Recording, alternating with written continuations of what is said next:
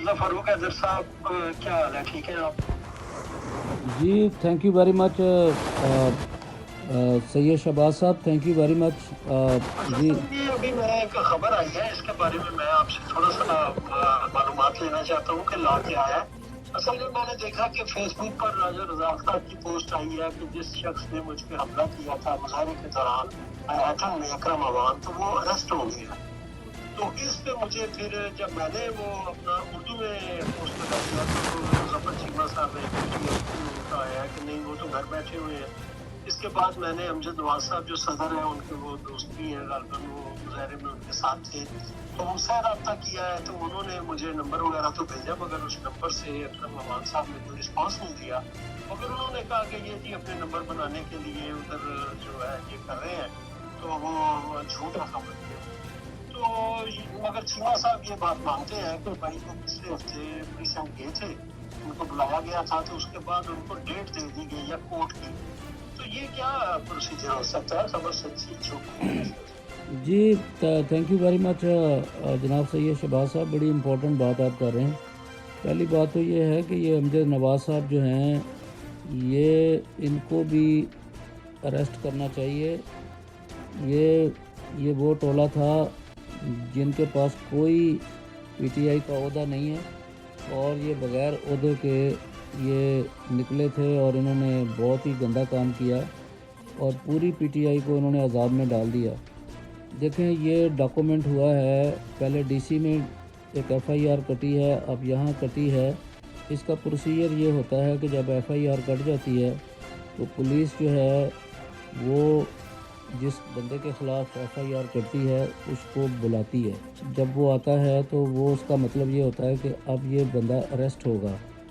उसको अरेस्ट करते हैं, उसके वहाँ फिंगर प्रिंटिंग होती है, घंटा 1.5 घंटे का वो प्रोसेस होता है, क्योंकि ये एक असॉल्ट है और इसको उन्होंने हैरेसमेंट का केस डाला होगा।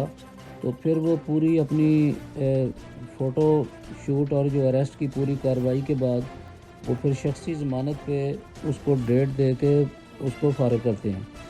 और वो बेसिकली पुलिस की वार्निंग भी होती है कि वो दोबारा जो सब्जेक्ट है उसके पास नहीं जाएगा, उसको कांटेक्ट नहीं करेगा।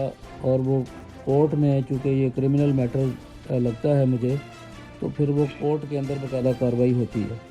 तो अब मतलब है कि ये कुछ जी दिन पहले ये अमल हो चुका जी है। जी ये अरेस्ट है, ये बिल्कुल जी एक्शन भी दे दी है। जी मगर एक बात से मैं आपसे इख्तलाफ करूंगा कि उस मौका पर अमजद नवाज साहब खुद ही पुलिस की तरफ भागे हैं और वो उनको लेके आए हैं। और नहीं जी, ये इन्होंने काम ही गलत किया है। पाकिस्तान जो कौंसलेट है उसके बाहर इन्होंने मुल्क को बदनाम किया है, इसका कोई तल्लुक़ नहीं है। और ये अमेरिका में अमेरिका के ख़िलाफ़ निकले हैं, ये पाकिस्तान के ख़िलाफ़ एक्टिविटी थी और इसमें बहुत सारे लोगों के फ्यूचर तबाह हो सकते हैं। अब ये मुझे बताएं, ये असॉल्ट का केस है, वो भी एक डिप्लोमेटिक मिशन के पास है, साथ और भी एम्बेसियां हैं इंडिया का भी।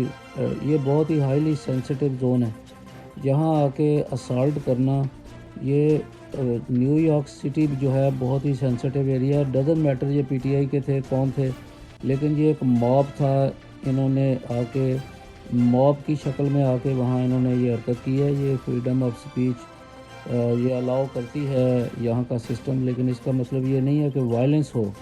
जब वायलेंस हुई है तो जितने भी लोग थे इनकी सबकी प्रोफाइलिंग हुई है।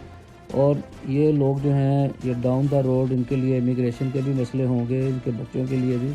और ये बंदे ये बाकायदा तौर पे ये सिस्टम जो है यहाँ का हाई टैक्स सिस्टम, वो कतई तौर पे वो इनको अलाउ नहीं करेगा कि इस तरह दंदनाते फिरें और इस तरह हमले करते फिरें। बहुत मेहरबानी जनाब मिर्ज़ा फारूक हैदर साहब, चेयरमैन फोर्थ पिलर, आपने हमें अपने मशवरे से नवाजा।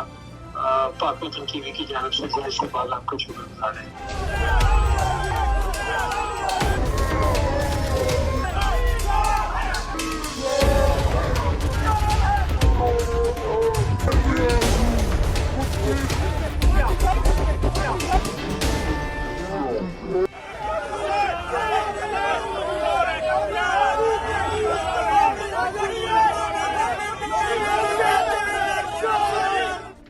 अस्सलाम वालेकुम। आज न्यू यॉर्क पुलिस डिपार्टमेंट से मुझे मैसेज आया कि पीटीआई का वो लड़का जिसका नाम अमन अकरम है और जिसने प्रोटेस्ट में मुझ पे अटैक किया था पिछले माह मई 19 को, जब पाकिस्तानी कौंसलेट के बाहर पीटीआई वाले मुजाहरा कर रहे थे गवर्नमेंट के ख़िलाफ़। तो वो बंदा जो है वो अरेस्ट हो गया। तो अब इंशाल्लाह ताला केस जो है वो फर्दर चलेगा, तो फिर जो भी इसकी सज़ा होती है वो इंशाल्लाह ताला सज़ा होगी।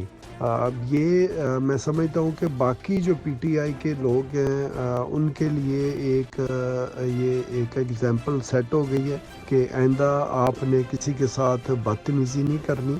आप जो मर्ज़ी है जब मर्ज़ी है प्रोटेस्ट करें, मगर पीसफुल प्रोटेस्ट करें। और अब वक्त आ गया है कि न्याजी की ये जो नफ़रत की पॉलिटिक्स है, जो न्याजी साहब अपने वर्कर्स को वायलेंस पे उकसाते हैं कि मेरे मुखालफिन पे अटैक करो, उनको मारो, उनका घेराव करो, उनका जीना जो है वो मुश्किल बना दो। तो ये नफ़रत की जो पॉलिटिक्स है और ये जो अमेरिका के ख़िलाफ़ जो है वो एक मतलब कॉन्स्टेंटली एक फेक नैरेटिव बना के लोगों को इस मुल्क के ख़िलाफ़ भी कर रहा है। अमेरिका के ख़िलाफ़ भी नफ़रत को जो है ना वो उभार रहा है। हाँ, वो लोग जो यहाँ पे रहते हैं या बाकी एरियाज़ में जहाँ पे भी पाकिस्तान में या यूरोप वगैरह में या मिडिल ईस्ट में रहते हैं, तो अमेरिका के ख़िलाफ़ भी एक नफ़रत को ये जो न्याजी है हवा दे रहा है। तो अब पीटीआई वालों से मेरी गुजारिश है कि ये न्याजी की नफ़रत की जो पॉलिटिक्स है इससे ज़रा इज्तनाब करें और एक बाइज़्ज़त सिटीज़न के तौर पे आप अमेरिका में भी रहें और बाकी भी जहाँ पे आप ओवरसीज़ में आप रहते हैं रहें।